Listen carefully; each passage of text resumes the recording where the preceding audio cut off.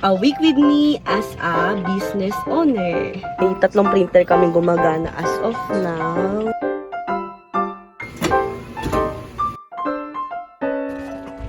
Hindi ko alam kung paano i-express yung emotion ko kasi we just reached. Ayan! Oh my God! Kaya niyo. Kaya nagbabalat na lang ako ng orders. Ayan, marami tayong orders.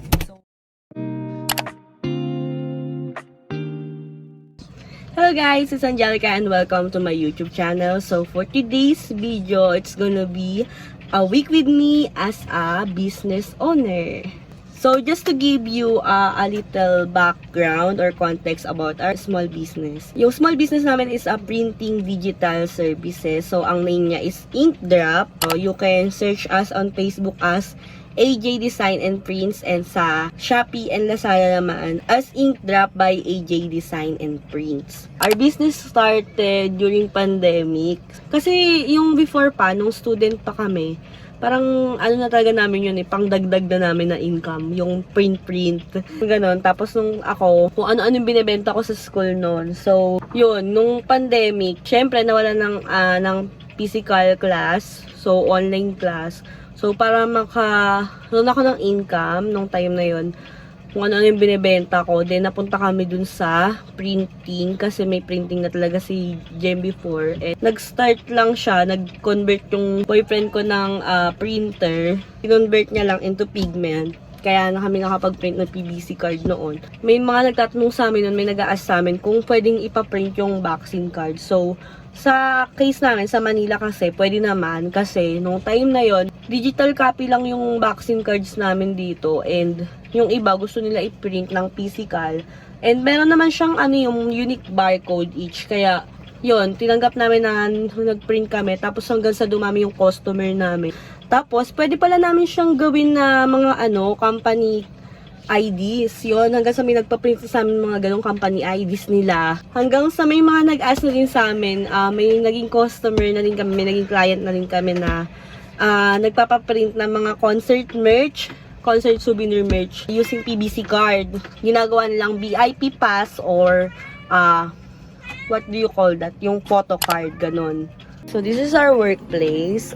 May 3 printer kaming gumagana as of now para matapos siya kasi this Friday na yung deadline niya. So this one is a sublimation paper. So kapag magpe-print ka sa paper mo na sublimation, pagka mga listo, then ita-transfer mo siya using heat press. May process kami na pagdidikit ng lace dun sa small sublimation paper.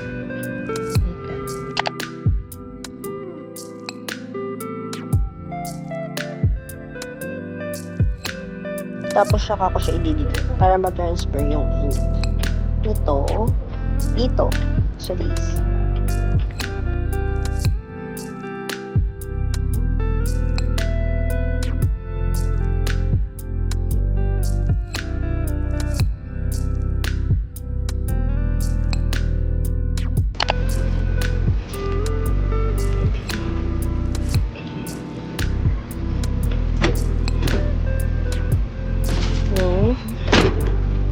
Ang usok.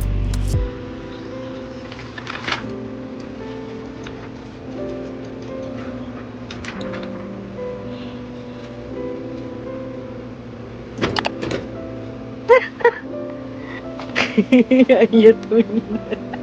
Pag-ijay. Like ko to. Kasama ko to Kalat.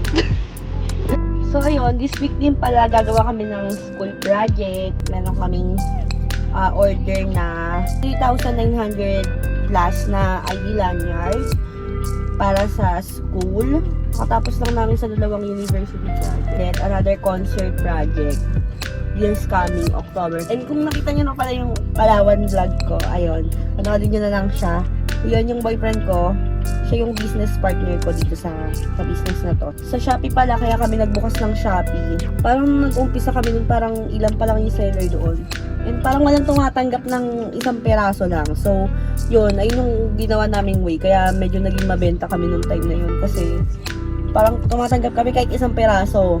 Tapos, may bayad nga lang sa layout. Pero ngayon, may mga pre-existing layout na kami. So, 30 plus yun. So, ready to make order siya. Listen lang nila yung kung ano yung gusto nila lagay sa lanyard or sa PVC, ganun, mga ganun. So, check nyo na lang. Lilink ko dyan sa baba. If interested kayo. Or may kayo ipagawa. So, no minimum po kami kahit isang peraso lang pwede.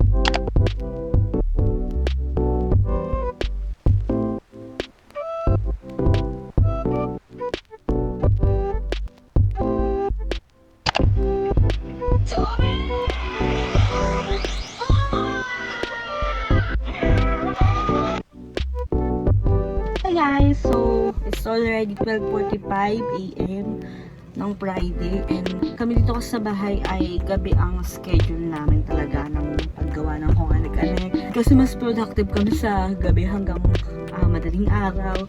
So, ngayon kakatapos lang namin sa project namin kay Grab. Ang aasikasuhin namin next is yung mga orders muna sa Shopee and Lazada namin. Kaya ayun, mag-dikit lang ako dito na ulit. Yung iba kasi yung naka-edit na, so existing layout na siya and repeat orders na lang. Marami kasi kaming repeat customers. So ngayon, so tapos na yung sa Grab, 2,000 pesos yun na. Double-sided na ID lanyard na merong hook for light stick. Ayun yung in-order nila. So ayun, gagawin namin ngayon is mga Shopee and Lazada orders today.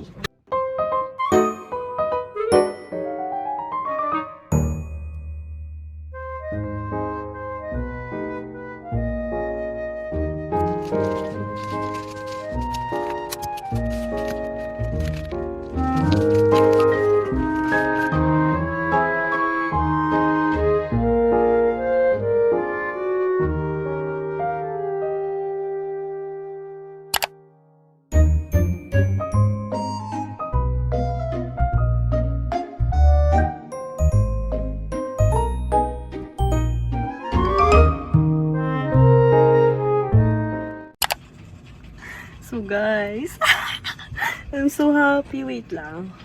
I'm gonna show you something. Grabe, I'm so happy right now. Hindi ko alam kung paano i-express yung emotion ko kasi we just reached. Ayan, oh my god. Hindi naman siya per month lang. Ito kasi yung sa month. Ito, pang buong year namin yun sa Shopee. Sobrang saya! Grabe! I'm so happy right now kasi hindi namin in-expect. Well, minanifest ko siya kasama yun sa vision board ko. Pero grabe, hindi ko in-expect na kaya siya i-achieve ngayong taon. Kasi nasa vision board ko lang talaga yan.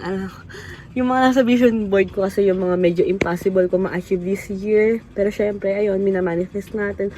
So, nangyari siya, guys. I'm just so happy kasi ginawa lang naman talaga namin ng Shopee kasi wala kami physical shop.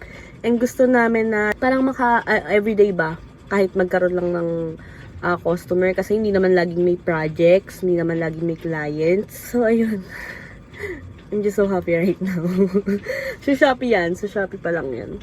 Sana sa Lazada, no, ma-achieve namin din yung ganito. Kasi sa Lazada, ilan lang yung customer namin, eh. Pero grabe, guys. I'm so happy.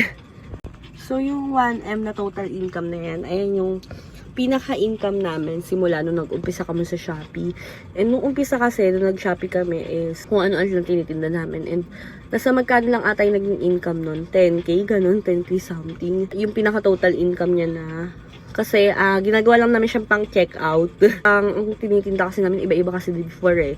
nag-uukay kami, nagbebenta kami ng camera, for laptops, ganun pang online class. Pang check-out lang talaga namin siya before. Parang dun lang namin dinadaan yung para ma-deliver sa customers namin na malalayo.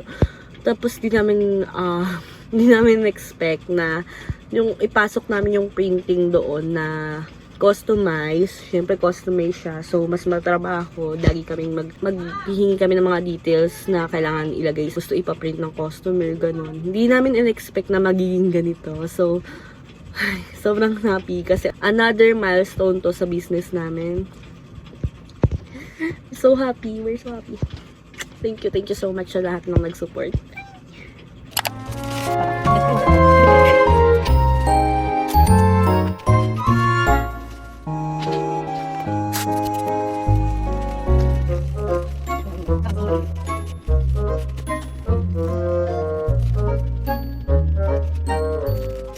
Already 4:56 AM. Kakain po kami ng breakfast.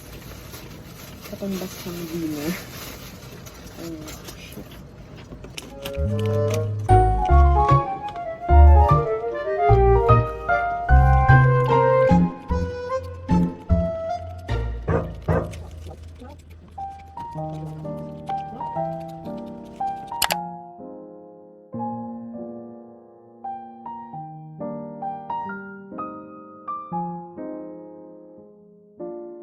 Hi guys! So, hindi na ako nakapag-vlog masyado kahapon kasi same lang yung ginawa ko tapos nag-edit lang ako ng mga orders. So, ngayon is katapos ko na mag-ayos, alis kami. We're going to MOA to watch a very good girl. Naantay lang namin yung grab namin. Then, alis na kami. Bye-bye!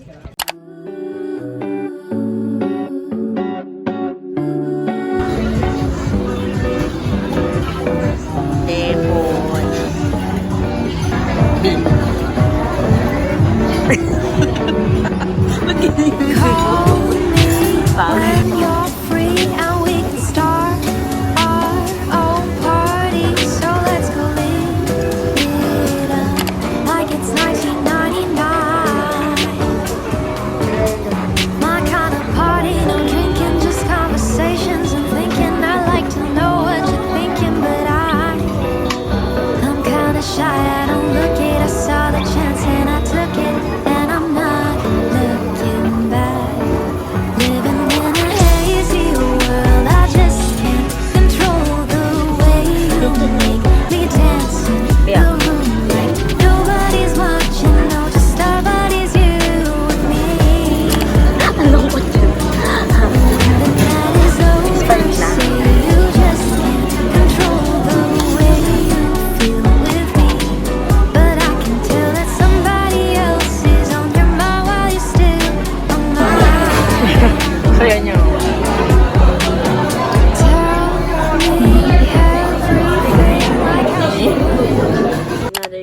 Another vlog. So, ang ginagawa ko lang today is magbalat ng mga Shopee orders kasi malapit na ang kanilang deadlines. So, we're just packing Shopee orders and Lazada. Pero kanina nakapagbalot na ako. Hindi ko nga lang siya na-vlog kasi medyo nagmamadali na. Kasi nga, kailangan pa ship today yun. Kasi kung hindi, makakancel yung mga orders. So, ayun.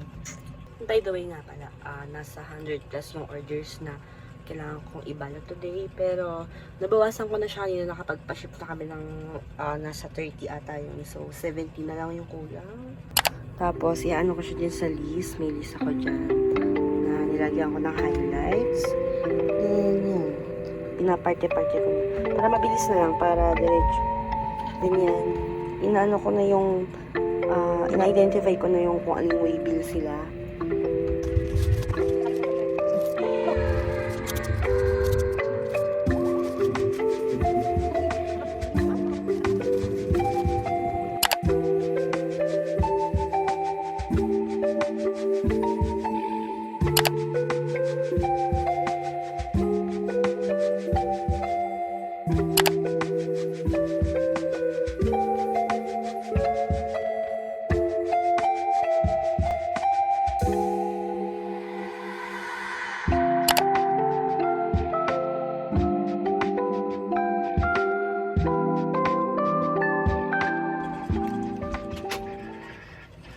time to edit.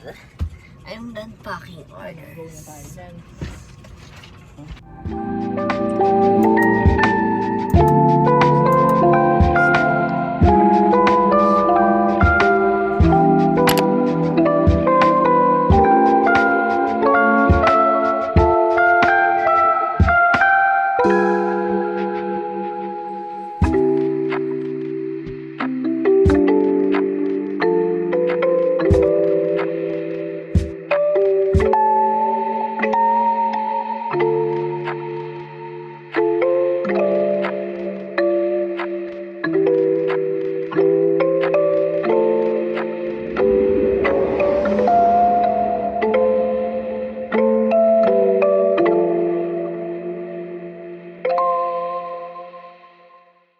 What's up, guys? So today it's gonna be the last day of my week as a business owner. So ang ginagawa ko po ngayon is nagbabalot. And quick update, so natapos na namin yung school project namin and yung concert project namin. So dalawang concert project yon. So ayun lang yung update. Tapos na namin yung sa school project namin, which is nasa around 4,000 pieces ata yung IDDs noon. Tapos ngayon, yun, nagbabalit na lang ako ng orders. Ayan, marami tayong orders.